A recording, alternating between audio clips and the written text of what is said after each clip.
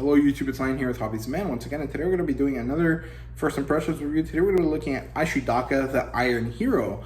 This is written and illustrated by Ryo Sumiyoshi. It's published by Kodansha. You can only buy it digitally at this point. There's only 4 volumes, and I definitely recommend you guys check out this series. The demographic here is shonen, and the genres are action and sci-fi, and I don't think there's any adaptation. Of course, there's only 4 volumes, so it's very unlikely that it would get an adaptation anyways, because 4 volumes is really not enough for an anime, although it would definitely be enough for a movie. And I would actually like to see this animated. I think it's really good, but it is what it is. So the premise here is that there's this secondary world sci-fi setting. People have these mechanical things that they're born with. They're called arms. They're literally just like a backpack with 2 mechanical arms.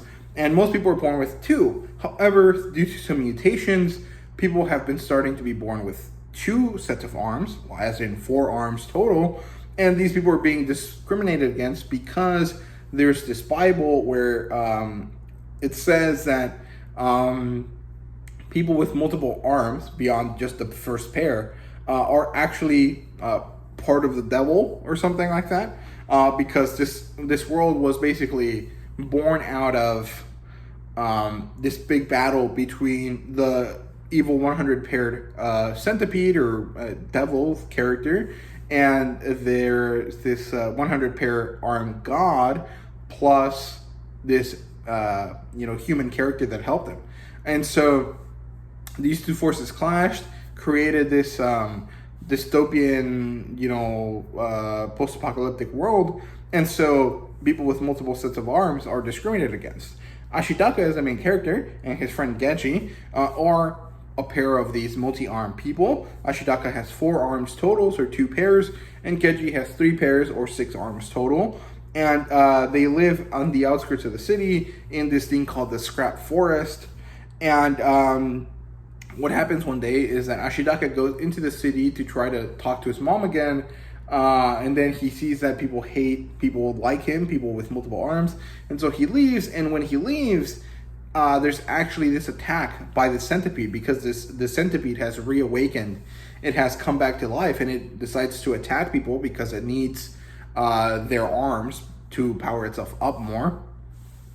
And Ashidaka fights with it, and he manages to remove one of its eyeballs and save his mother, although she dies, and the child that his mother was taking care of, who's like his half-brother or something. And then they have to run away because since he has more than 2 arms, he's discriminated against, and people hate him for it. Even though he had nothing to do with the attack, he just actually was the only person that was able to save anyone.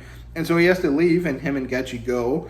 And as they're leaving, they actually get chased by someone else that has multiple arms, and they end up finding this underground army resistance force thing that are testing them to see if they're worth keeping around, or if they're going to kill them and take their arms for themselves, right? So it's actually really interesting and really cool. My main talking point here is really that the art is amazing. It's really, really beautiful looking.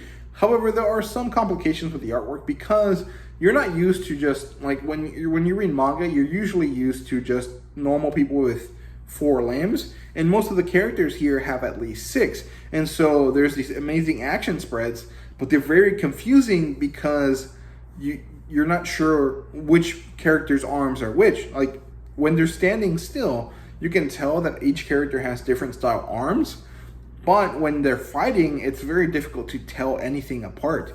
And so it looks amazing and it looks really cool, but it's very difficult to discern what exactly is happening.